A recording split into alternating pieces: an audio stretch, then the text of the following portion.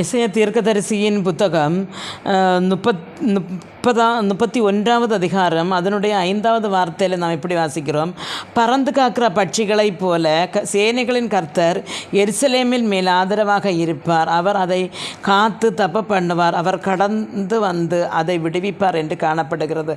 அருமையான தேவனுடைய பிள்ளைகளை, இந்த எசேயா தீர்க்கதரிசி சொல்லுகிறார், எருசலேம் நிவாசிகளை கர்த்தர் ஒரு பறவை எப்படி தன்னுடைய குஞ்சுகளை காப்பாற்றுகிறதோ அதே போல் காப்பாற்றும் என்று சொல்லுகிறார். அப்போது எப்படி தான் கழுகு தன்னுடைய குஞ்சுகளை பறக்க கற்றுக் கொடுக்கிறது என்று சொல்லுவார்கள்.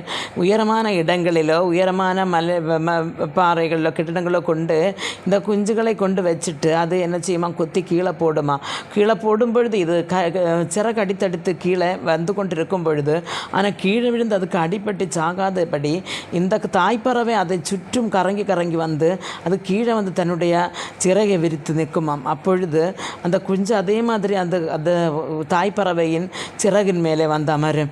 அப்படி அது விடுக்கப்படும். அதே போல தான் கர்த்தர் தன்னுடைய பிள்ளைகளை காப்பாற்றுவார் என்று வசனம் சொல்லுகிறது. அப்படி நீங்கள் கேட்கலாம், எப்படி அப்படியானால் ஏன் நான் ஜெபிச்சிட்டும் எனக்கு இவ்வளோ கஷ்டம், இவ்வளோ வேதனை, இவ்வளோ நெருக்கம் என்று நீங்கள் கேட்கலாம்.